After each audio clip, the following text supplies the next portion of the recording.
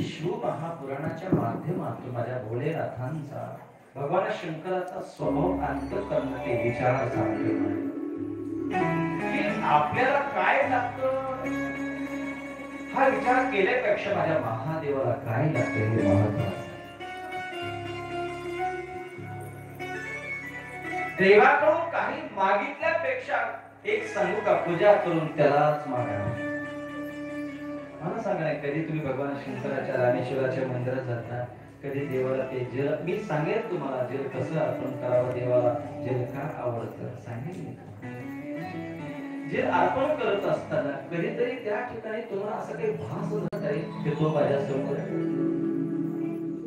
कधीतरी असा भास होत आहे, जेवढं पाणी जल तुम्ही भगवंताला अर्पण करताय तेवढे आशे तुमच्या डोळ्यात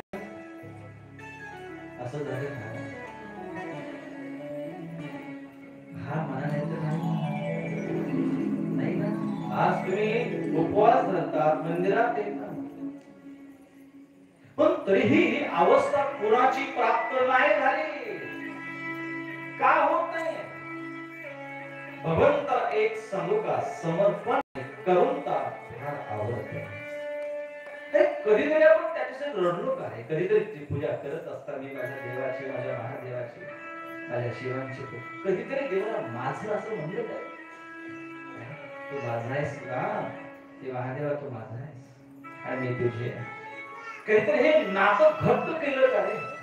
अरे प्रत्येक क्षणी तुम्ही मंदिरात जात असताना, पूजा करत असताना स्वार्थ मनात ठेवता रे. निस्वार्थाची पूजा आपण कधी करत नाहीये. प्रत्येक अन्नदान करत असताना, ज्ञानदान करत असताना प्रत्येकाच्या मनात हा स्वार्थ मार्ग. अरे जो कोणी सत्तामध्ये दान देत असेल आणि लोकांना सांगत असेल हे दान मी केलं आणि संपलं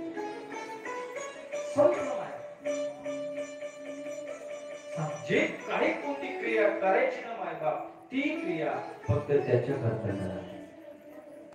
जे काही अन्नदान करायचं ते भगवंताला अर्पण करा.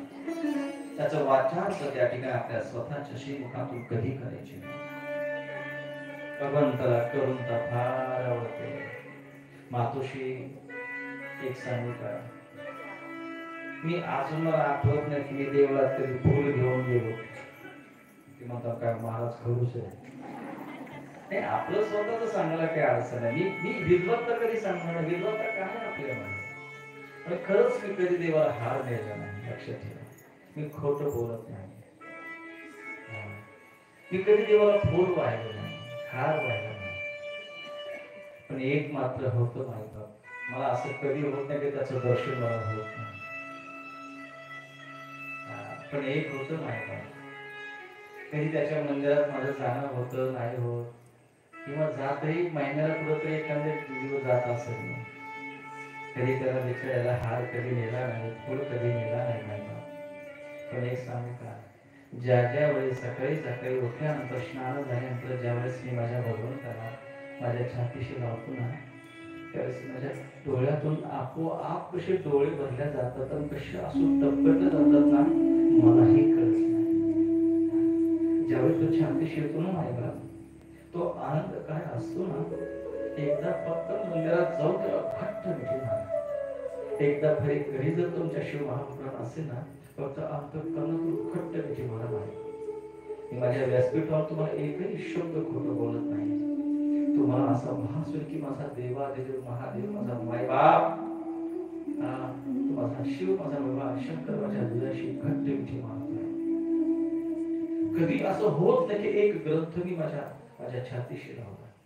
कधी तो भास असा होतो माझा महादेव, माझा मायबाप माझ्या छातीशी लागल्या, मला घट्ट मिठी मारतो. अरे कधीतरी या समाजाला माझं म्हणण्यापेक्षा कधीतरी भगवंताला माझं. अरे आपल्यासाठी तो तयार आहे, हात पसरून काय, काहीतरी निस्वार्थपणे त्याच्याकडे 10 वृत्ती पाहिजे. अरे एक पाऊल जर त्याच्याकडे उचललं ना माहिती, 1000 पावलं तो धावत रे आपल्याकडे.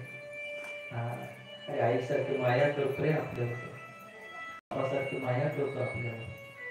कधी त्याच्या अंतःकरणातल्या भाव कोणी समजून घेतले नाही, अशी होते ही स्वार्थी झाली सगळी. एक फूल वाहत असताना सुद्धा फार मोठ्या अपेक्षा करत